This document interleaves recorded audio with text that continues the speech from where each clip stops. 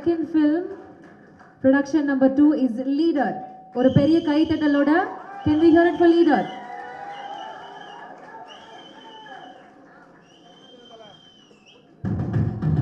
Photo.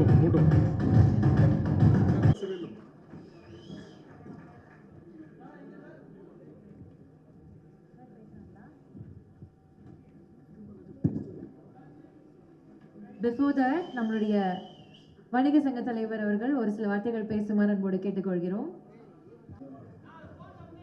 Silence media. மதிப்புக்கும் மரியாதைக்குரிய legend சரவணனுடைய இரண்டாவது திரைப்படத்தினுடைய பெயர் வெளியீட்டிற்கு வருகின்றிருக்கின்ற திரைப்படத்தை உருவாக்கியிருக்கின்ற இயக்குநர்கள், மரியாதைக்குரிய டைரக்டர், அதனுடைய சார்ந்த அனைத்து நண்பர்களுக்கும், இந்த நிகழ்ச்சி எடுத்து வெளியிட வருகின்ற பத்திரிகை ஊடக நண்பர்களுக்கும், தமிழ்நாடு வணிக சங்க பேரமைப்பினுடைய நிர்வாகிகளுக்கும், வருகின்ற ரசிகர் மன்ற நிர்வாகிகளுக்கு என் அன்பார்ந்த வணக்கத்தினை தெரிவித்துக் கொண்டு, மரியாதைக்குரிய லெஜண்ட் சரவணன் என்பவர் இந்த நாடறிந்தவர், அதில் யாருக்கும் மாற்று கருத்து இருக்க முடியாது. தன்னுடைய தகப்பனார் ஒரு ஸ்தாபனத்தை உருவாக்கி அது பிள்ளைகள் கையிலே கொடுக்கின்ற பொழுது சில பிள்ளைகள் வெற்றி பெறுவது உண்டு, சில பிள்ளைகள் தோற்று போவது உண்டு. ஆனால் இதற்கெல்லாம் மாற்றாக கடுமையான உழைப்போடு இந்த ஆசிய கண்டத்திலே ஒரு சிறந்த விற்பனையாளர்கள் என்று சொன்னால் சரவணா என்பதை யாரும் மறுக்க முடியாது, மாற்ற முடியாது. அந்த அடிப்படையில் உழைத்து உத்தவராக இருந்து சாதித்துக் கொண்டிருப்பவர் தான் மரியாதைக்குரிய அருமை சகோதரர் சரவணன் அவர்கள். இந்த திரைப்படம் இரண்டாவது திரைப்படம். முதல் திரைப்படமும் நீங்கள்லாம் பார்த்துருப்பீங்க, நான் பார்த்துருக்கிறேன். மிக அருமையான, அது ஒரு வெற்றி படம் தான், தோல்வி படம் அல்ல, அருமையான படம். ஆனால் அதை தாண்டி இந்த படம் ஒரு மையக்கல்லாக அமைவதற்கு யாரும் தடுத்திட முடியாது. வெற்றி பெறுவது நிச்சயம் என்பதை இந்த லீடர் கட்டாயம் வெற்றி பெறுவதில் அது யாருக்கும் மாற்றுக்கருத்து இருக்க முடியாது. தன்னுடைய உழைப்பால் உயர்ந்து ஒரு 2.5 மணி நேரம் படம் என்று சொன்னாலும் அது மக்கள் மனம் அழுத்தத்தை போக்கக்கூடிய வகையில், மக்கள் அதை பார்த்து ரசிக்கக்கூடிய வகையிலும் ஒரு மனமகிழ்ச்சியோடு வரக்கூடிய சூழலாக இந்த திரைப்படம் அமைய இருக்கிறது. ஆகவேதான் இந்த திரைப்படம் என்பது திட்டமிட்டு பணியாற்றி இரவு பகல் பாராது உழைத்து நண்பர்களுக்கெல்லாம் நன்றி சொன்ன காரணம் இந்த படம் வெற்றி பெறும் என்பது அல்ல, உள்ளபூர்வமாகவே நாங்கள் அறிந்திருக்கிறோம். ஆகவேதான் இந்த திரைப்பட பெயர் விழாவிலே எங்களையும் அழைத்து மேடையில் எங்களை கௌரவப்படுத்துவது தமிழ்நாட்டில் உள்ள கடைக்கோடியில் இருக்கின்ற ஒரு பெட்டிக்கடை நடத்துகின்ற சாமானிய வணிகனையும் கௌரவப்படுத்திய மேடையாக இந்த மேடை அமைந்திருக்கிறது. ஆகவேதான் இந்த நிகழ்ச்சி என்பது எங்களுடைய குடும்ப நிகழ்ச்சியாக ஒவ்வொரு வணிகனும் தான் வாழ்வாரத்தில் எப்படி முன்னேற வேண்டும். நாங்கள் அவரையெல்லாம் சந்திக்கின்ற பொழுது அவர் பேசுவது தன்னை பற்றி எப்பொழுதுமே என்னிடத்தில் பேசியது கிடையாது. இந்த ஆன்லைன் வர்த்தகம், கார்ப்பரேட் கம்பெனிகள், இது போன்ற நிறுவனத்தில் சாமானிய வணிகர்களை பாதுகாப்பதற்கு நீங்க என்ன நடவடிக்கை எடுத்துக்கொண்டிருக்கீங்க கேட்பாங்க. அது ஜிஎஸ்டி பிரச்சனையாக இருக்கட்டும், உணவு பாதுகாப்பு துறை சட்டமாக இருக்கட்டும், சாமானிய வியாபாரிகள் பாதிக்கப்படக்கூடாது என்பதிலே உள்ளன்போடு இருக்கக்கூடியவர் தான் மரியாதைக்குரிய அன்பு சகோதரர் அண்ணன் சரவணன் அவர்கள். ஆகவே இந்த திரைப்படம் கடுமையான ஒரு எதிர்பார்ப்பை எதிர்நோக்கி கொண்டிருக்கிறது. நீங்களாம் பார்த்துருப்பீங்க, ஒரு பேர் மீடியா எத்தனை பேர் இருக்கான்னு உங்களுக்கே தெரியாது, கிட்டத்தட்ட 200-300 பேர் இருப்பாங்க. அந்த அடிப்படையில் உலகம் முழுவதும் இந்த திரைப்படம் வெளியிட்ட பிறகு உலகம் முழுவதும் சரவணனுடைய பெயர் கொடிகட்டி பறக்கும் என்பதிலே உள்ளன்போடு உள்ளபூர்வமாக வாழ்த்தி, லட்சோப வணிக குடும்பம் சார்பாக வாழ்த்தி, தமிழ்நாடு வணிக சங்க பேரமைப்பு என் சார்பாகவும் என் குடும்பத்தின் சார்பாகவும் உள்ளமாற வாழ்த்தி படம் வெற்றி பெறும் என்பதை எல்லாவல்ல இறைவனை நேசித்து சொல்லுகிறேன். கட்டாயம் இந்த திரைப்படம் வெற்றி பெறும் என்பதில் யாருக்கும் ஐயப்பாடு இல்லை. வாழ்க வளமுடன் என்று சொல்லி இந்த மேடையில் எனக்கு வாய்ப்பளித்த உங்களுக்கு மனமார்ந்த நன்றியை தெரிவித்துக் கொண்டு விடைபெறுகிறேன். நன்றி, வணக்கம். மனசுக்கு பட்டதை பேசின மாதிரி தான் இருந்தது. ஏன்னா எங்கேருந்து வரோம் அப்படின்றத மறக்காம, யார் கூட இருக்கிறோம் அப்படின்றத மறக்காம அவங்கள கூப்பிட்டு தன்னுடைய டைட்டில் போஸ்ட் ரிவீல் பண்ண வச்சது அவருக்கு அவ்வளோ பெருமையாக இருக்குது. அந்த பெருமிதத்தில் வந்த வார்த்தைகள். Thank you so much sir. அடுத்தபடியாக நம்மளுடைய ஃபர்ஸ்ட் லுக். ஸோ படத்துடைய லுக் எப்படி இருக்குது, கெட்டப் எப்படி இருக்குது, what is this colour and picture of the tone அப்படின்ற ஒரு கேள்வியும் அதிகமாக இருந்தது. ஸோ அந்த வகையில் ஃபர்ஸ்ட் லுக்கை வந்து வெளியிடுறதுக்கு நம்மளுடைய லெஜண்ட் சார் வெளியிட அதை பெற்றுக்கொள்றதுக்காக ரசிகர் மன்ற தலைவர் முத்துதுரை அவர்களை அன்போடு மேடைக்கு அழைக்கிறோம்.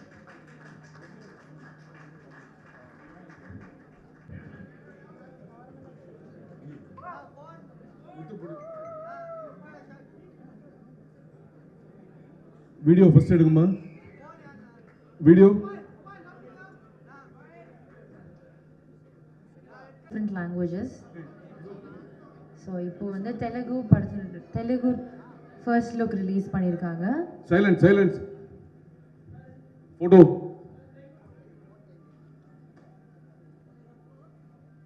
Okay. Thank you so much.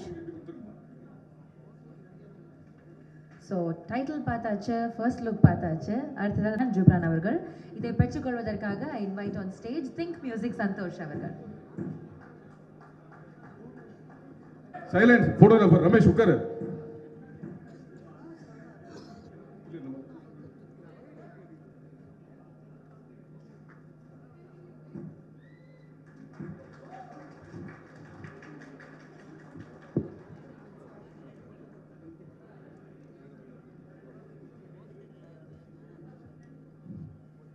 Video ஒரு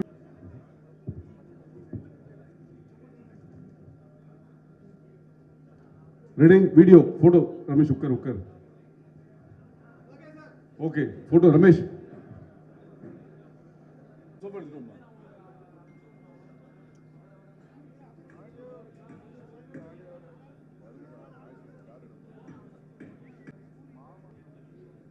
So it'll be a very emotionally driven plus commercial film for sure.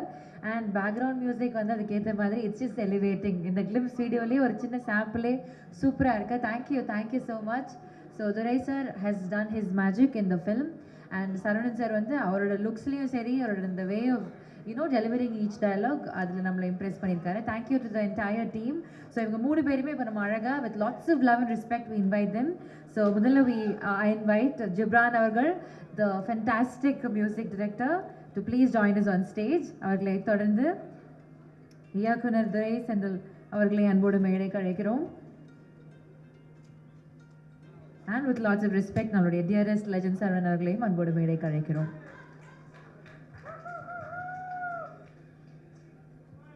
Okay.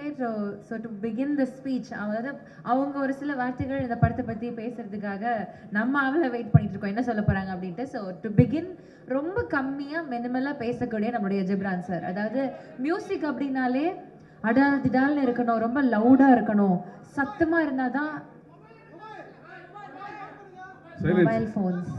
Mobile phone கீழே இருக்கணும் கொஞ்சம். மொபைல் ஃபோன்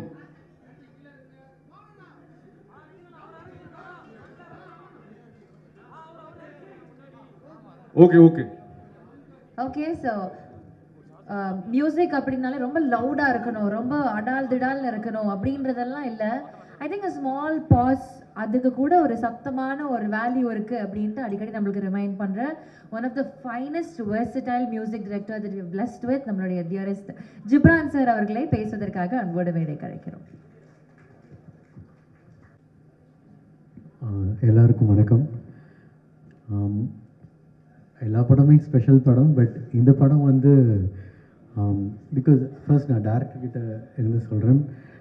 எல்லா டேரக்டரும் அவங்களோட ஃபில்மோகிராஃபியில் நிறையா ஃபில்ம்ஸ் இருக்கும். நம்ம ஏதாவது ஒரு ஃபில்ம் வந்து மிஸ் பண்ணியிருப்போம். பட் என்னோடய டேரக்டர் கூட ஐ மீன் இப்போ இந்த படத்துலேருந்து நான் அப்படி தான் சொல்கிறேன். பட் ஒரு டேரக்டர் அவரோட ஃபில்ம்ஸ் நான் எதுவுமே மிஸ் பண்ணாமல் பார்த்த ஒரு டேரக்டர் வந்து எங்கள் டேரக்டர் தான். அண்ட் பிகாஸ் ஏன்னா அந்த ஒரு கமர்ஷியல் பேக்கேஜ், ஒரு ஃபுல்ஃபில்லிங்கான ஒரு படம் பார்க்கும் பொழுதும் எல்லா தரப்பு ஆடியன்ஸுக்குமே ஒரு ஒரு என்டர்டெய்னிங்காக கொடுக்குற ஒரு மேஜிக் அவர்கிட்ட இருக்குது. அண்ட் அந்த ஒரு மேஜிக் வந்து இன்னும் ஒரு பிரம்மாண்டமாக ஒரு லார்ஜர் ஸ்கேலில் அண்ட் என்ன சொல்கிறது, நம்ம ரொம்ப நாள் தமிழ் சினிமாவில் மிஸ் பண்ண ஒரு ஃப்ளேவர், எனக்கு பர்சனலி மிஸ் பண்ண ஒரு ஃப்ளேவர் இப்போது எங்களோட லீடர் படம் மூலிமா வந்திருக்கு நான் I feel. And of course legend sir கூட நான் சார் ஆக்சுவலி இது வந்து ஃபர்ஸ்ட் கொலாபரேஷன் இல்லை, நான் ஆட்ஸ் பண்ணும்போது நான் ஆட்ஸ் பண்ணியிருக்கேன்.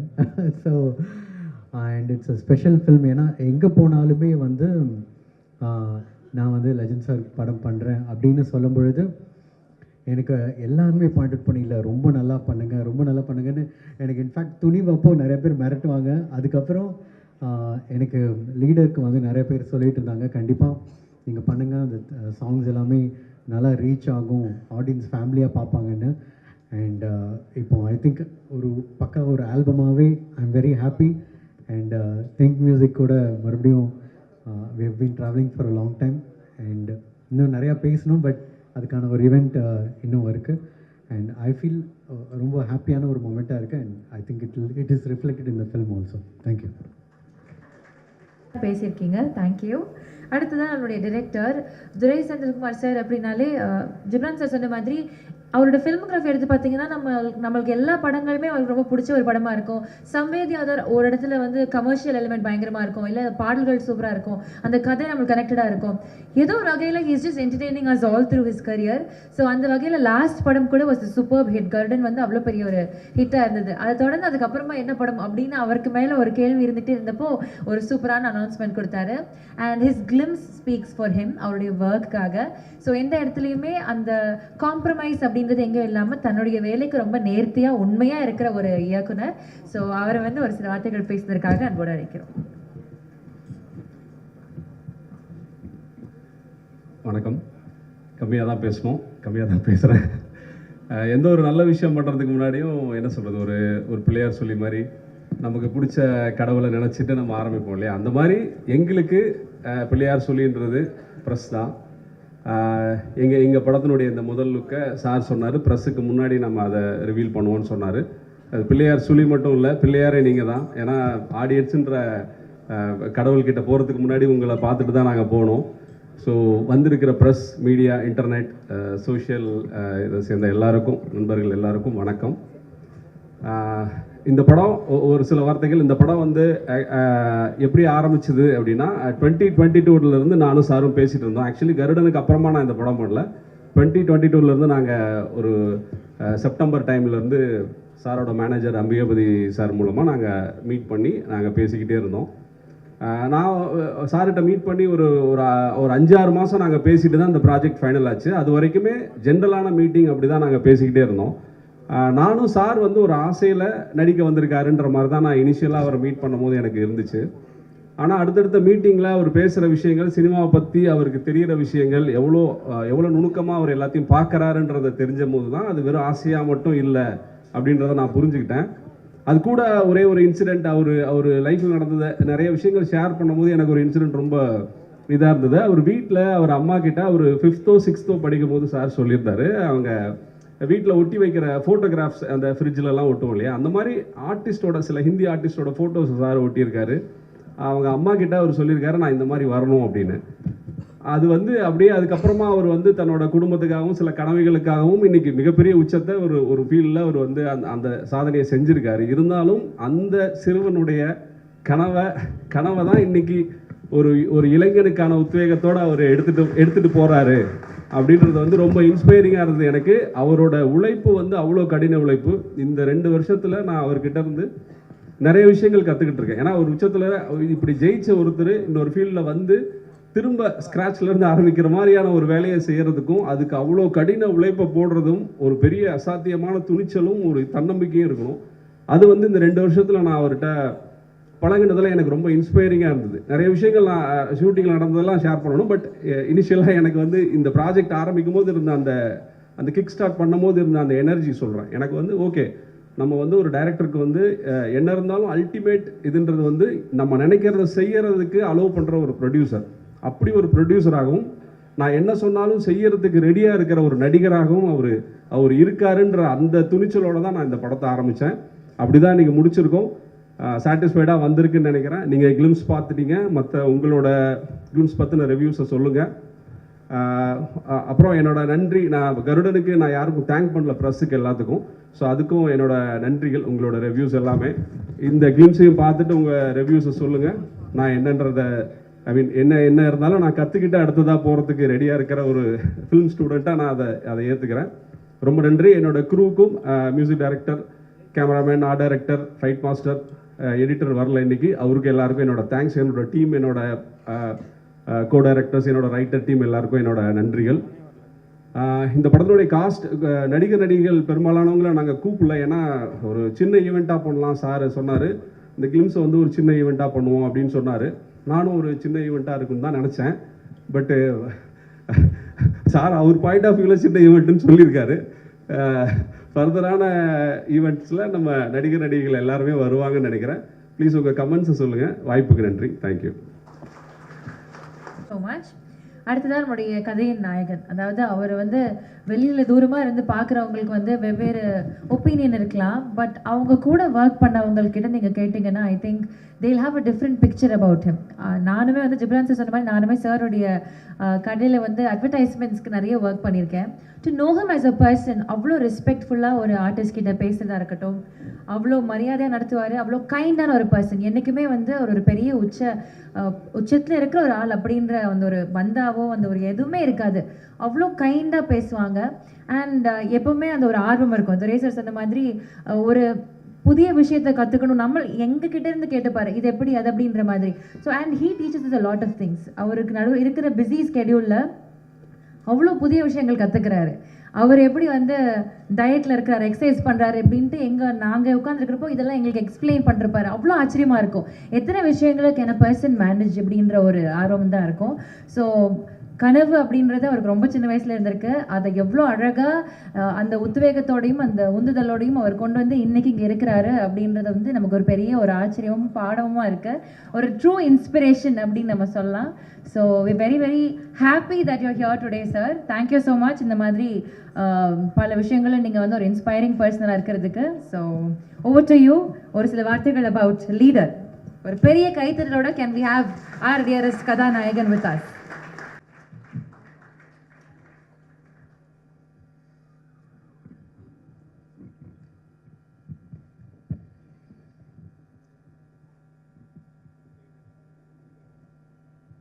இந்த விழாவிற்கு வருகை தந்திருக்கும் அன்பும் பண்பும் நிறைந்த பத்திரிகை மற்றும் ஊடக நண்பர்கள் மற்றும் இந்த படத்தின் இயக்குனர் டைரக்டர் திரு துரை செந்தில்குமார் அவர்கள் மற்றும் இந்த படத்தின் இசை அமைப்பாளர் திரு ஜிப்ரான் அவர்கள், என்றும் என்னோடு நட்போடு இருந்து வரும் வியாபாரிகள் சங்க தலைவர் திரு விக்ரமராஜா அவர்களே, இந்த படத்தில் பணியாற்ற அத்தனை டெக்னீஷியன்களுக்கும் மற்றும் என்மேல் மிகுந்த அன்பும் மிகுந்த ஒரு எதிர்பார்ப்பும் ஒரு அதீத நம்பிக்கையோடு இருக்கும் என்னுடைய ரசிக பெருமக்களும், இந்த நேரத்தில் அனைவருக்கும் என் பணிவான அன்பான வணக்கத்தை தெரிவித்துக் கொள்கிறேன். லீடர் இந்த படத்தோட டைட்டில் பார்த்ததும் எல்லாருக்கும் என்ன தோணுனா, இது ஒரு அரசியல் சார்ந்த படமா இல்லை இது ஒரு எந்த மாதிரி படம்னு ஃபஸ்ட்டு ஒரு கொஸ்டின் வரும். இது வந்து இந்த படத்தில் ஒரு அரசியல் சார்ந்த காட்சிகளோ இல்லை அரசியல் சார்ந்த ஒரு வசனங்களோ ஒரு துளி கூட இதில் கிடையாது. இது முழுக்க முழுக்க ஒரு கமர்ஷியல் என்டர்டைன்மெண்ட் ஃபிலிம். இப்போ இந்த கிளிம்ஸ் பார்த்துருப்பீங்க. இதுதான் அதில் ஒரு சின்ன ஒரு துளி, அதாவது ஒரு சோனா பாத்துக்கு ஒரு சின்ன ஒரு துளி இது மாதிரி இந்த படத்துடைய எசன்ஸ் இதுதான். இதே போல் தான் இந்த படம் வந்து கம்ப்ளீட்டாக ட்ராவல் ஆகும். இந்த படத்துடைய ஸ்டோரி பார்த்திங்கன்னா, ஒரு சாதாரண ஒரு இன்னசென்டான ஒரு அப்பா பிள்ளை, அவங்க ஒரு சந்தோஷமான வாழ்க்கையை வாழ்ந்துட்டு இருக்காங்க. திடீர்னு அவங்க வாழ்வியில் வந்து பார்த்திங்கன்னா திடீர்னு ஒரு மிகப்பெரிய ஒரு கேங்ஸ்டர் வந்து அதில் இன்டர்ஃபியர் ஆகிறாங்க. அதுக்கப்புறம் நடக்கிற விஷயங்களை தான் நம்ம டைரக்டர் துரை செந்தில்குமார் வந்து அவ்வளோ அற்புதமாக இதில் திரைக்கதை அமைத்து இன்றைய தலைமுறைகளுக்கு பிடித்த மாதிரியான ஒரு திரைக்கதை அமைக்கணும். அதான் முக்கியம். இன்றைக்கி வந்து கதைகள் அதே தான் இருக்கும், இல்லை இயக்கங்கள் அதே தான் இருக்கும். இந்த திரைக்கதை அமைக்கிறது தான் இன்றைக்கி வந்து ஒரு சவாலான விஷயம். இன்றைய ரசிகர்களுக்கு திரைக்கதையை வந்து பிடிக்கிற மாதிரி அவ்வளோ துல்லியமாக, அதாவது படம் ஆரம்பம் முதல் கடைசி வரை ஒவ்வொரு இன்ச் பை இன்ச்சு ஒவ்வொரு ஃப்ரேம் பை ஃப்ரேம் வந்து நம்ம துரை செந்தில்குமார் அவர்கள் டைரக்டர் வந்து அவ்வளோ அழகாக செதுக்கியிருக்காங்க. அடுத்தது இசையமைப்பாளர் ஜிப்ரான் வந்து பார்த்திங்கன்னா, இப்போ பார்த்துருப்பீங்க ஒவ்வொரு பேக்ரவுண்ட் ஸ்கோரும் எவ்வளோ ஸ்கோர் பண்ணியிருக்காரு பார்த்துருப்பீங்க. அதே போல் அவருடைய பேக்ரவுண்ட் ஸ்கோர் வந்து இந்த படத்துக்கு மிகப்பெரிய ஒரு பலமாக இருக்குது. அதே போல் படத்தின் கதையோட்டத்துக்கு தகுந்த மாதிரியான சாங்ஸை வந்து இந்த படத்தில் அவர் ரொம்ப அழகாக கொடுத்துருக்கிறாரு. அடுத்தது டிஓபி திரு வெங்கடேஷ் அவர்கள் வந்து பார்த்திங்கன்னா, நாங்கள் வந்து இந்த ஷூட்டிங் வந்து ஃபஸ்ட்டு ஒரு தூத்துக்குடியில் கிட்டத்தட்ட ஒரு 40 days பண்ணோம். அதுக்கப்புறம் வெளிநாடான ஜார்ஜியாவில் கிட்டத்தட்ட ஒரு 15 days பண்ணோம். ஆஃப்டர் தட் ஜெய்ப்பூர், ஊட்டி, அப்புறம் சென்னையில் லாஸ்ட்டு கிளைமேக்ஸ் ஃபைட்டு அதே போல் எல்லா விஷயங்களும் பண்ணும்போது அப்புறம் அவ்வளோ அற்புதமாக இருக்கும். நீங்கள் வந்து அந்த ஸ்க்ரீனில் பார்க்கும்போது அவருக்கு இந்த படம் வந்து அவர் வாழ்வில் அடுத்த கட்ட உயரத்துக்கு எடுத்துகிட்டு போன்றதில் ஒரு துளியும் சந்தேகம் இல்லை. அடுத்தது வந்து எடிட்டர் வந்து பிரதீப் ராகவ். அவர் பார்த்தீங்கன்னா இப்போது சமீபத்தில் உள்ள படங்களான டிராகன், ஜனநாயகன் போன்ற படங்களில் பணியாற்றினவர். இந்த படத்தை அந்தளவுக்கு கிறிஸ்பாக, அந்தளவுக்கு ஒரு ஷார்ப்பாக ஒரு ரொம்ப அழகாக பண்ணியிருக்காரு. அவருக்கு என்னுடைய வாழ்த்துக்கள். அடுத்தது ஆர்ட் டைரக்டர் துரைராஜ். அவர் வந்து பார்த்திங்கன்னா இது செட்டாக இல்லை நிஜமாகவே அப்படி இருந்ததான்ற அளவுக்கு தான் ஒரு வியப்பாக இருக்கும். அந்தளவுக்கு ஒரு யதார்த்தமான ஒரு செட் அமைச்சு அவர் சிறப்பாக பணியாற்றியிருக்காரு. அவருக்கு என்னுடைய வாழ்த்துக்கள். இதில் அடுத்த ரொம்ப இன்ட்ரெஸ்டிங்கான ஒரு பர்சன் யாருன்னு பார்த்தீங்கன்னா எங்கள் செட்லேயே வந்து மகேஷ் மேத்யூ, ஸ்டன் மாஸ்டர். அவர் வந்து பார்த்திங்கன்னா செட்டுக்கு வரும்போது ஒரு ட்ராக்கு, ஒரு ஜாக்கெட் போட்டு ஒரு காலேஜ் ஸ்டூடெண்ட் மாதிரி ஒரு அப்படியே ஒரு பவர்ஃபுல்லாக வருவார். அவர் வந்தாலே செட்டில் எல்லாருக்குமே ஒரு எனர்ஜி, ஒரு பவர் வந்துடும். ஏன்னா தலைவர் வந்து பார்த்திங்கன்னா இப்போ தான் காந்தாரா 2ல் முடிச்சுட்டு வந்திருக்கிறாரு. அதில் பார்த்துருப்பீங்க அவர் என்ன வேலை பண்ணி வச்சுருக்கிறாருன்னு. ஸோ இந்த படத்துலையும் அதே போல் சில வேலைகள்லாம் பண்ணியிருக்காரு. உங்களுக்கு ரொம்ப பிடிக்கும்னு நினைக்கிறேன். கண்டிப்பாக நீங்கள் ரசிப்பீங்க. அடுத்தது சிறு வயசுலேருந்து எனக்குள்ள ஆசைகளை சொல்லிட்டார் சார். வந்து நான் பேசலான்னு அதுக்கு முன்னாடி சார் சொல்லிட்டார், இருந்தாலும் சொல்கிறேன். சொன்ன மாதிரி சிறு வயசுலேருந்து எனக்கு சினிமா துறை மேலே மிகப்பெரிய ஆர்வம் இருந்தது.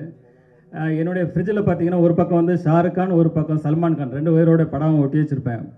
அப்போ என் தாயார்கிட்ட சொல்வேன், நான் ஒரு நாள் இதே போல் ஒரு நடிகர் ஆவேன் அப்படின்னு சொல்லும்போது தாயார் வந்து சிரிச்சுட்டு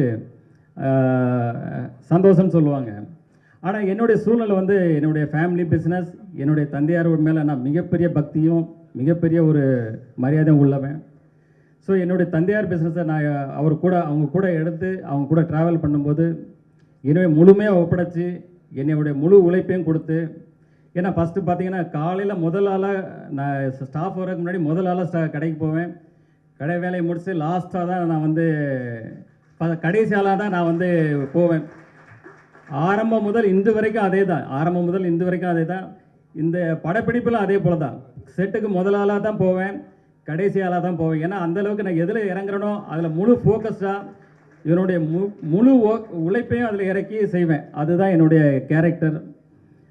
அப்புறம் பார்த்திங்கன்னா இந்த படத்துடைய கண்டென்ட் வந்து இன்றைக்கி வந்து மக்கள் வந்து ஒரு பக்கம் கண்டென்ட் ஓரியன்ட் படம், ஒரு பக்கம் வந்து மாஸ் ஆக்ஷன்றாங்க. இப்போ நாங்கள் வந்து இதில் இந்த படத்தில் என்ன மெயினாக இது பண்ணியிருக்கோன்னா, ஒரு நல்ல ஒரு கதையம்சம் கண்டென்ட் இருக்கணும், அதே போல் ஒரு மாஸ் எலிமெண்ட்ஸு, ஆக்ஷன் சீக்வன்ஸ் இருக்குன்ற மாதிரி இன்றைக்கி எல்லா தரப்பு மக்களுக்கும் இன்றைக்கி உள்ள ரசிகர்களுக்கு பிடிக்கிற மாதிரி இது ஒரு சிறப்பான படமாக இருக்குது. எங்கள் படக்குழுவும் சரி, நானும் சரி, இதை பார்த்துட்டு மிகப்பெரிய சந்தோஷமும் மிகப்பெரிய சாட்டிஸ்ஃபைடாக இருக்குது. அதே சந்தோஷமும் அதே சாட்டிஸ்ஃபைடும் உங்கள் எல்லாருக்கும் கிடைக்கும்னு நினைக்கிறேன். அப்புறம் சினிமா துறையை வந்து பார்த்திங்கன்னா இன்றைக்கி வந்து ஒரு தனிநபர் வெற்றி இல்லை, ஒரு படம் வெற்றி அடைகிறது ஒரு தனிநபர் வெற்றி இல்லை. அதாவது சினிமா துறையில் இன்றைக்கி வந்து பல ஆயிரம் தொழிலாளர்கள் இருக்காங்க. இந்த பக்கம் தேட்டரில் பார்த்திங்கன்னா கிட்டத்தட்ட அதில் பல ஆயிரம் தொழிலாளர்கள் வேலை செய்கிறாங்க. ஸோ ஒவ்வொரு படமும் நான் வெற்றி அடையணும்னு நினைப்பேன். ஏன்னா இன்றைக்கி வந்து பல ஆயிரம் தொழிலாளர்கள் வந்து இப்போ சினிமா துறை கொஞ்சம் இறங்குமுகமாக இருக்குது. இன்றைக்கி பல ஆயிரம் தொழிலாளர்களுடைய வாழ்க்கையை வந்து கொஞ்சம் அவங்களுக்கும் வேலைவாய்ப்புகள் குறையுது, புதுசாக வர்றவங்களுக்கும் வேலைவாய்ப்பு ஒழுங்கான முறையில் கிடைக்க மாட்டேங்குது. அதனால தான் நான் எப்போவுமே நினைப்பேன் அதில் இருக்கிற எல்லா படங்களுமே வெற்றி அடையணும் அப்படின்னு நினைப்பேன்.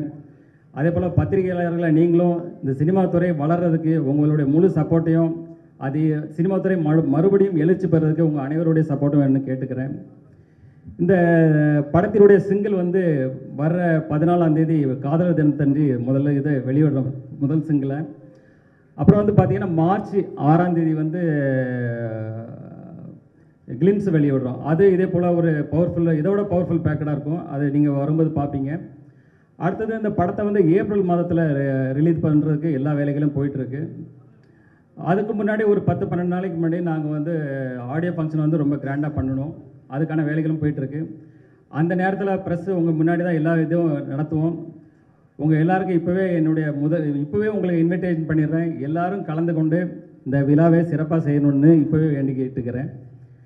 அதே போல் இந்த ஆடியோ ஃபங்க்ஷன் விழாவில் ரசிகர்களாகட்டும், அதில் நடித்து அதில் ஒர்க் பண்ண எல்லா டெக்னீஷியன்ஸ், அதே போல் ஆல் ஆர்டிஸ்ட் எல்லாருமே அதில் கலந்துக்கிடுவாங்க. அதுக்கப்புறம் தொடர்ந்து படத்துக்கான ப்ரொமோஷன் உங்கள் மீடியா உங்கள் கூட தான் இணைந்து செயல்பட போகிறோம். நீங்கள் எல்லாம் தொடர்ந்து எங்களுக்கு ஆதரவு தரணும். மீண்டும் ஒரு முறை உங்கள் எல்லாருக்கும் நன்றியும் வணக்கங்களையும் கூறிக்கொண்டு உங்களிடம் விடைபெறுகிறேன். நன்றி, வணக்கம்.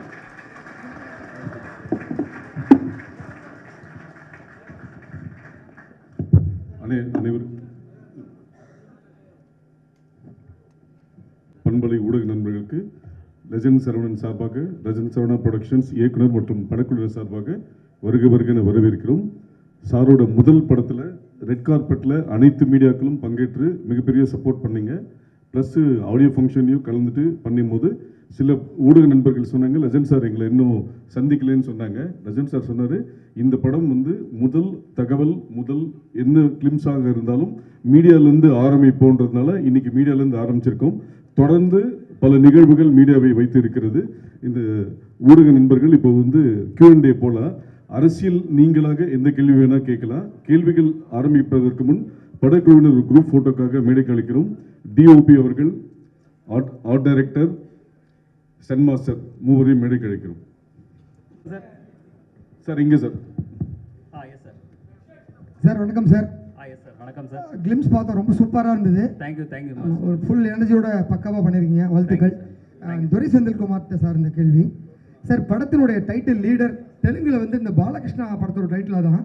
ஸோ தெலுங்குல இது வரதுனால ஏதாவது டைட்டில் இஷ்யூ இருக்குமா, இல்லை ஆல்ரெடி என்ஓசி வாங்கியிருக்கோமா சார்? Check sir. வணக்கம் சார். சார் லீடர் டைட்டில் வந்து அவரோட டைட்டில் இல்லை சார், அது முன்னாடி வந்த படம் சார். ஏவிஎம் ராணா சார் நடிச்சிருப்பாங்க, ஒரு பழைய இன்னும் கொஞ்சம் முன்னாடி வந்த படம் சார். லெஜெண்ட்ன்ற படம் தான் அவர் பண்ணியிருந்தார் சார். லீடர் படம் தெலுங்குல இல்லை சார், அது முன்னாடி வந்த படம் தான். பட் இன்னைக்கு காமனாக நம்ம தமிழில் அந்த மாதிரி டைட்டில் இல்லை சார், லீடர் டைட்டில் இல்லை. இல்லை தெலுங்குக்கு தான் தெலுங்குலேயும் வாங்கிட்டோம், ரெஜிஸ்டர் பண்ணிட்டோம். அது 2003-4 வந்த படம் சார் அது. ஸோ ராணாவோட ஃபர்ஸ்ட் படம் leader. Legend sir. Yes sir. Yeah, இந்த ஃப்ளேவர் ரொம்ப நல்லா இருக்கு. Yes sir. எங்கள் எல்லாத்துக்குமே பிடிச்சிருக்கு. ரொம்ப சந்தோஷம், வாழ்த்துக்கள். தேங்க்யூ. அண்ட் இப்போ லீடர் அதே டைட்டில் பற்றி தான் கேள்வி. ஆனால் என்னென்னா இப்போ நம்ம ரஜினி சாரை வந்து நம்ம தலைவர்னு சொல்லிகிட்டே இருக்கிறோம். சரி. அவருக்கு கூட லீடர் அப்படின்ற டைட்டில் வச்சு அவர் படம் பண்ணலை. சரிங்க சார். அண்ட் விஜய் இப்போ அரசியலுக்கு வர்றாரு. சரிங்க. அவர் கூட அந்த லீடர் அப்படின்ற டைட்டில் அவருக்கு கிடைக்கல.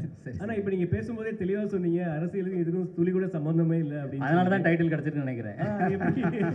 அந்த லீடர் அப்படின்றது உங்களுக்கு கிடைச்சிருக்கு. ஸோ நீங்கள் லீடர், உண்மையாகவே லீடராக இருக்கிறதா இருந்தால் யாருக்கு லீடராக இருக்க விரும்புகிறீங்க? இந்த டைட்டில் கிடைச்சதுக்கு நீங்கள் எப்படி ஃபீல் பண்ணுறீங்க? டைட்டில் கிடைச்சது சந்தோஷம். என்னோட லீடர் வந்து என்னோட தந்தையார் தான். நாளைய லீடர் யாருன்றதை நான் அப்புறம் சொல்கிறேன், கொஞ்சம் காலம் ஆகட்டும். வாழ்த்துக்கள் சார். இங்கே சார், இப்போ இருக்க ஜென்ரேஷனில் வந்து இப்போ ஒரு கொஸ்டின் இருக்குது சார். சார் இங்கே சார், இங்கே left side. Melvin. S sir. Sir இப்போ இருக்க ஜென்ரேஷனில் வந்து அதான் வந்து ஒரு காமனாகவே இருக்குது, இந்த மாதிரி ரத்தம் இது மாதிரி ரொம்ப ஆக்ஷன்லாம் பார்த்துட்டு தான் இப்போ இருக்க ஜென்ரேஷன் வந்து கெட்டு போகிறாங்கன்னு சொல்லிட்டு. ஸோ சடனாக உங்களே பார்க்குறதுக்கு ரொம்ப எங்களுக்கே பிரம்மாண்டமாக இருக்குது ஸ்க்ரீன். சரி. பட் ஆனால் நீங்கள் எப்படி இந்த கதையை சூஸ் பண்ணீங்க? இப்போ இருக்க ஜென்ரேஷனுக்கு நீங்கள் என்ன சொல்ல விரும்புகிறீங்க? இல்லை, இது வந்து ஜென்ரேஷனில் வந்து வெறும் ஒரு ஆக்ஷனு வெட்டு குத்து அப்படி கிடையாது, பிளட்டு அப்படி கிடையாது. இது வந்து ஒரு எமோஷன் கண்டென்ட்டான ஒரு ஃபிலிமு. நீங்கள் அந்த படம் பார்க்கும்போது தான் தெரியும் இது எந்த அளவுக்கு இது ஒரு எமோஷன் கண்டென்ட்டாக. இது வந்து எவ்ரி ஒன் ஹார்ட், அது வந்து ரொம்ப டச் பண்ணும். அது வந்து அது படம் பார்க்கும்போது கண்டிப்பாக நீங்கள் வந்து அது புரியும். இது வந்து கம்ப்ளீட்டாக இது வந்து நீங்கள் சொன்ன மாதிரி பிளட்டு அந்த ஹிஸ்டரி அது மாதிரி போகாது. எமோஷன் கண்டென்ட்டாக அவர் செய்கிற வேலைகள், அவர் வந்து செல்ஃப் ப்ரொடக்ஷனுக்கு என்னென்ன பண்ண போகிறன்றது தான் இதில் இருக்குது sir. Thank you. Director sir. Yes sir. Sir, legend sir கிட்ட வந்து கதை சொல்லணுனாவே வந்து ரொம்ப கஷ்டமான விஷயம். ஏன்னா அவர் எல்லாத்தையும் நோட் பண்ணுவார். ஸோ ஒரு ஆக்ஷன் சீக்வன்ஸ் சொல்லும் போது இது மாதிரி ஒரு ஃபைட்டு வருது, இது மாதிரி பிளட் எல்லாம் வருதுன்னு சொல்லும் போது அவர் என்ன உங்களுக்கு ரியாக்ஷன் கொடுத்தாரு, என்ன நடந்தது அந்த இடத்துல? சார் நம்ம தனியாக ஃபைட்டை மட்டும் சொல்ல மாட்டோம் சார், ஒரு கதையோட எக்ஸ்டென்ஷனாக தானே சொல்லுவோம். அப்போ எமோஷனலான ஒரு இடத்துல சரியான இந்த ஃபைட் வருதுன்னு சொல்லும் போது அந்த தொடர்ச்சியை அவர் புரிஞ்சுக்கிட்டதுனால எனக்கு எதுவும் பிரச்சனையாக இல்லை சார். ஏன்னா ஃபைட்டுன்றது தேவையில்லாத வைக்கும் போது தான் அந்த கேள்விகள் வரலாம். ஒரு எமோஷனோட எக்ஸ்டென்ஷனாக ஒரு வீட்டில் வருது ஒரு பிரச்சனை, எந்த காரணத்துக்காக சண்டை இருக்குது கதையில் அப்படின்னு நம்ம அந்த தொடர்ச்சியோடு சொல்லும் போது யாராக இருந்தாலும் அக்செப்ட் பண்ணிப்பாங்கல்ல சார். அப்படி தான் ரிசீவ் பண்ணார் சார். அந்த கேரக்டராக இந்த கேரக்டர் இப்படி பண்ணுது அப்படின்றது மாதிரி தான் உள்வாங்கிக்கிட்டாரு. அதனால எனக்கு அது ஈஸியாக தான் இருந்தது சார் அந்த ப்ராசஸ். சல்மான் கான் ஷாருக் கான் ஃபோட்டோஸ் வச்சு பார்த்துருக்குன்னு சொல்லிட்டு சொன்னார். உங்ககிட்ட ஸ்டோரி சொல்லியிருப்பார். நீங்கள் வந்து அவர் எந்த இடத்துல வச்சு பார்க்குறீங்க? யார் புரியல சார்? அவர் அந்த ஃபோட்டோ வச்சு சொல்லியிருப்பாரு, நான் வந்து இது மாதிரி ஆக்டர் ஆகணும்ன்ட்டு. சார் நீங்கள் வந்து ஒரு டேரக்டராக அவர் எந்த இடத்துல வச்சு பார்க்குறீங்க? எந்த இடத்துலையா? ஆமாம் சார் நான் என்னன்னா ஒருத்தர் மாதிரி இன்னொருத்தர்ன்றது சொல்ல முடியாது சார். தனிப்பட்ட சார் இப்போ லெஜண்ட் சரவணன் சார்ன்றதுக்கு ஒரு கதைக்கான ஒரு ஹீரோ அப்படிதான் நான் அவரை தனியாக ஒருத்தராக பார்க்குறேன் சார். இப்போ இன்னொருத்தரோட அவரோட இன்னொன்று அப்படின்ற மாதிரி நான் அவரை பார்க்கல சார், தனியாக பார்க்குறேன் சார். அப்படிதான் சொல்லணும். லெஜண்ட் சாருக்கு இந்த கேள்வி. Yes sir. லெஜண்ட் படத்தில் க்ளீன் ஷேவோட நடிச்சிங்க. அப்போ தாடி மீசையோட ஒரு கெட்டப்பு. தனிப்பட்ட முறையில் கேட்டால் அந்த கெட்டப்போட இது வந்து சூப்பராக இருக்குது. தேங்க்யூ. உங்களுக்கு எந்த கெட்டப் பிடித்தமானதாக இருக்குது? இல்லை ஆக்சுவலி நான் வந்து அதை வந்து ஒரு வேற ஒரு ஃப்ளேவரில் அதை கொடுக்கணும்னு நினச்சேன். அது சம்திங் அதில் வந்து சில டெக்னிக்கல் இஷ்யூ இருந்தது. இப்போ இது வந்து எல்லாருக்கும் பிடிச்சிருக்குறாங்க. ஸோ இதை வந்து நீங்களே சொல்லுங்கள், வலைப்பேச்சில் நீங்களே சொன்னீங்க கொஞ்சம் தாடி மீசை வச்சா நல்லா இருக்குன்னு சொன்னீங்க. வச்சுட்டேன், அவ்வளோதான், கொடுங்க. Legend sir. Legend sir. Yes sir. Yes legend ஒரு நிமிஷம் பாலா. ஆக்சுவலாக இந்த இது வந்து கொஞ்ச நாளுக்கு முன்னாடி பரபரப்பாக இருந்தது, ஜனநாயகன். ஸோ அதுலேயும் விஜய் சாரும் குழந்தையும் தான் வரும். இதுலேயும் குழந்தையும் நீங்களும் தான் காட்டியிருக்காங்க, ஹீரோயினை காட்டவே இல்லை. ஸோ ஜனநாயகன் வைக்கிறதுக்கு பதில் லீடர்னு வச்சுருக்காங்களா நேமு? ஏன்ட்ட கேட்குறீங்களா? இதுதான் இல்லை, அது வேற ஸ்டோரி சார். இது கம்ப்ளீட்டாக வேற ஸ்டோரி. அதனோட ஸ்டோரி டோட்டலாக அது நானும் கேள்விப்பட்டேன். அதனோட ஸ்டோரி லைனே டோட்டலாக வேற. இது ஒரு வருஷத்துக்கு முன்னாடி நடந்த ப்ராசஸ் சார். இந்த டைட்டில் இல்லாமல் இப்போதான் உங்களுக்கு தெரியும் ஜனநாயகன், எங்களுக்கு இப்போ தான் தெரியும். நாங்கள் லீடர்ன்றதை 1.5 வருஷத்துக்கு முன்னாடியே ப்ராசஸ் பண்ணி வச்சுட்டோம் சார். அவங்க என்ன கதை பண்ணுறாங்கன்னு எங்களுக்கு தெரியாது. ஸோ அதனால இது ஒரு டிஃப்ரெண்டான படம் சார். இது வந்து டோட்டலாக இதோட ஜர்னியே வேறு சார். இது வந்து new fresh. Yes sir. Sir அவர் விஜய் சார் வந்து அரசியலுக்கு போயிட்டாரு, அஜித் சார் சினிமா விட்டு ரேசிங்க்கு வந்துட்டாரு, அவரும் சில படம் தான். அந்த கேப்பில் இப்போ வந்து எல்லாருமே லெஜண்ட் வந்திருக்காருன்னு சொல்லிட்டு இருக்காங்க. இதை எப்படி பார்க்குறீங்க? இல்லை, நாங்கள் அதான் நான் சொன்ன மாதிரி எதுலேயுமே ஒரு முழு முயற்சியோடு இறங்குவேன். அதே போல் தான் இதில் இறங்கியிருக்கோம், அதை செயல்படுத்தியிருக்கோம். அதை வந்து ஜனங்களுக்கு பிடிக்குன்ற நம்பிக்கையோடு நாங்கள் செயல்பட்டு இருக்கோம் சார். பரத். லெஜண்ட் சார், நீங்கள் சார் இங்கே எஸ் சார். Yes sir. சொல்லுங்கள் சார். Yes sir. ஒரு படம் முடிச்சுட்டு அடுத்த படம் ஒரு பெரிய கேப்புக்கு அப்புறம் திருப்பி பண்ணுறீங்க. Yes sir. அது உங்களை தயார்படுத்திக்கிட்ட விதம் ஏன்னா நிறைய விமர்சனங்கள் வந்திருக்கும். முதல் படம் முடிச்சப்போ பாசிட்டிவும் இருக்குது, நெகட்டிவும் நீங்கள் சந்திச்சிருப்பீங்க நிறையா. ஸோ உங்களை தொழில் முறையில் நான் இவ்வளோ பர்ஃபெக்டாக நான் ப்ரிப்பேர் பண்ணிக்கிறேன், உங்களை நீங்கள் பாலிஷ் பண்ணிக்கிட்டது என்னென்ன விதம், என்னென்ன கற்றுக்கிட்டீங்க? இல்லை, அதில் வந்து பார்த்தீங்கன்னா எப்போவுமே ஒரு புதுசாக ஒரு இடத்துக்கு ஒருத்தர் வரும்போது விமர்சனங்கள் வரும். இப்போ ஸ்டார்டிங்கில் பார்த்தீங்கன்னா ரஜினி சாருக்கு வராத விமர்சனங்கள் யாருக்குமே வர்றது இல்லை.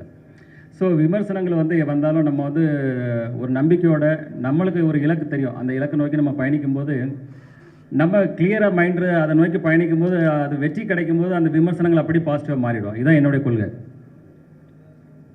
Sir. Legend sir. Yes sir. First படமும் உங்களுக்கு எள்ளு, இந்த படமும் ஃபர்ஸ்ட் அது தானாக அமைஞ்சதுங்க. தானாக அமைஞ்சது, அது ஒன்றும் பிளான் பண்ணல, தானாக அமைஞ்சது. இல்லை அஜித் சார் வீலியே ஸ்டார்ட் பண்ணுவார். இல்லை அப்படி இல்லை, அதை தானாக அமைஞ்சது சார். இது எதுவும் ப்ராக்டிஸ் இது பண்ணல. Yes sir. Next sir. Frame sir. Frame கொஞ்சம் சார். சரிங்க சார். சோஷியல் மீடியாவில் பொதுவாக வந்து நிறைய மீம்ஸ்கள் வரும். சரி. ஸோ உங்களை பற்றியான நிறைய மீம்ஸ்கள் வந்திருக்கு, நீங்கள் அதை பார்த்துருக்கீங்களா? இல்லை, அதை பாதர் பண்ணுறதில்ல. ஏன்னா எனக்கு தெரியும், என்னுடைய இலக்கு எனக்கு தெரியும். அதனால் அதை பெருசாக நான் பாதர் பண்ணுறதில்ல. நான் என்ன இலக்கு நோக்கி பயணிச்சுட்டே இருப்பேன்.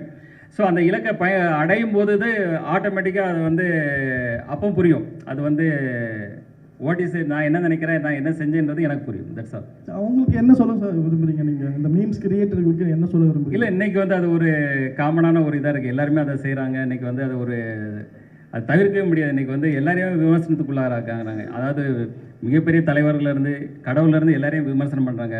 அதை நம்ம பெருசுப்படுத்தி பார்க்கணும் அவசியம் கிடையாது. நம்ம என்ன செய்கிறோன்றது தான் ரொம்ப முக்கியம் சார். சார் இங்கே எஸ் சார். சார் இப்போ நீங்கள் பெரிய பிஸ்னஸ்மேன் தமிழ்நாட்டிலேயே. Yes sir. ஆனால் வந்து பெரிய ஹீரோவாக வந்து உருவெடுத்து வரீங்க. உங்களுக்கு வந்து ட்ராவல் பண்ணுறது, பிஸ்னஸ்னாக ட்ராவல் பண்ணுறது பிடிக்குதா, இல்லை வந்து ஒரு பெரிய ஹீரோவாக ட்ராவல் பண்ண பிடிக்குமா? இல்லை, எனக்கு ஃபஸ்ட்டு ஃபேமிலி பிஸ்னஸ் தான். அதான் ஃபஸ்ட்டு எனக்கு இம்பார்ட்டன்ட். அதில் தான் ஃபுல் ஃபோக்கஸ்டு. இது வந்து எனக்கு ஃபேஷன். எனக்கு வந்து சின்ன வயசில் நான் சொன்னேன், ஆல்ரெடி இப்போ சொன்னேன், சின்ன வயசுலேருந்து ஆர்வம் அதிகம். ஸோ அதனால் இந்த துறைக்கு வந்தேன். அதில் என்னால் செயல்பட்டு என்னால் அதை சக்ஸஸ் பண்ண முடியுன்ற நம்பிக்கையோடு தான் இதை நான் செயல்பட்டு இருக்கேங்க. சரி, அப்புறம் வந்து எல்லாருமே கேட்குற ஒரே விஷயம், சாரோட ஃபோட்டோ மட்டும்தான் சரணா ஸ்டோரில் இருக்குது, மற்ற ஆக்டரோட ஃபோட்டோஸ் யாரும் வர மாட்டாங்கன்னு சொல்லிட்டு இருக்குது. நான் கூட பார்த்துருக்கேன். அப்படி அதெல்லாம் உண்மை. இதுக்கப்புறம் இந்த படத்தில் எல்லாரோட ஆர்டிஸ்டோட ஃபோட்டோவும் இல்லை கண்டிப்பாக. இப்போ இது வந்து ஒன்லி கிளிம்ஸ். இப்போ தான் ஆரம்பம். இன்னும் வந்து ஆடியோ ஃபங்க்ஷன் இருக்குது, அடுத்தது இன்னும் டீசர் இருக்குது, அடுத்தது எல்லாத்துலேயும் வரும். கண்டிப்பாக வருங்க. எல்லாருமே அதில் பங்களிப்பு இருக்குது. எல்லாருடைய பங்களிப்பும் காட்டும். மணி சார் வணக்கம். மணி இங்கே இருக்கேன். This question is to the டைரக்டருக்கான கேள்வி. சார், இந்த படத்தினுடைய பட்ஜெட், ஏன்னா இது வந்து this comes from a very powerful production house, அதனால் ஆப்வியஸ்லி வந்து பட்ஜெட்னுடைய டீட்டெயில்ஸ் எங்களுக்கு சொன்னீங்கன்னா நல்லாயிருக்கும். அண்ட் இதுக்கு ஷூட் பண்ண எடுத்துக்கிட்ட டியூரேஷன், எங்கெல்லாம் ஷூட் பண்ணியிருக்கீங்க, படத்தில் சொல்ல வர மெசேஜ் ஏதாவது இருக்கா, அதை பற்றியும் சொன்னீங்கன்னா நல்லாயிருக்கும். S sir. சார், அரவுண்ட் எனக்கு எக்ஸாக்டாக தெரியல சார். பட்ஜெட் வந்து சாருக்கு தான் தெரியும். நான் என்ன கேட்டனோ எல்லாமே பண்ணி கொடுத்தாருன்றது தான் எனக்கு தெரியும். அதை தாண்டி அவர் எதையும் கேட்கவும் அலோவ் பண்ணல. இந்த படம் வந்து தூத்துக்குடியில் பண்ணியிருக்கோம் சார். ஜார்ஜியாவில் ஒரு 15 days ஃபாரின் ஷூட் பண்ணியிருக்கோம். ராஜஸ்தானில் ஷூட் பண்ணியிருக்கோம். ஊட்டியில் ஷூட் பண்ணியிருக்கோம். இப்படி பல இடங்கள் பண்ணியிருக்கோம் சார். ஒரு 90 days, அரவுண்ட் 90 days கிட்ட ஷூட்டிங் போச்சு சார். 97 ஒரு 7 நாள் ஒரு வேற ஒரு டேஸ் தான் 97. கிட்டத்தட்ட எல்லாமே ஒன்றரை கான்செப்ட் பார்த்தீங்கன்னா 150 நாள் மைண்டில் வச்சுருங்க. ஸோ அப்போ எவ்வளோ பெரிய படம், ஆனால் அதை கிறிஸ்பாக அதை வந்து 2 hours 20 minutes 15 minutes அப்போ அந்த அளவுக்கு அதை கிறிஸ்பாக எப்படி கொண்டு வந்திருக்காருன்னு பாருங்கள். அப்போ அது அதனுடைய அந்த அளவுக்கு அவர் வந்து மெனக்கெட்டுருக்காரு. சார், 3 பேருக்கும் சார் இங்கே சார் ஜிப்ரான் சார் ஃபஸ்ட்டு, இந்த படத்தில் நீங்கள் சந்தித்த டிஃபிகல்ட்டிஸ் எதனால இருக்கா? The difficulties மியூசிக்கலாக எனக்கு நிறையா சேலஞ்சஸ் இருந்துச்சு. என்னென்னா படம் என்னதான் பார்த்தீங்கன்னா ஒரு ஸ்கேலில் ஆரம்பிக்கும். ஒரு சார் அப்போது சொன்ன மாதிரி ஒரு ஃபேமிலிக்குள்ளே ஒரு அப்பாவுக்கும் குழந்தைக்குமா ஆரம்பிக்கும்.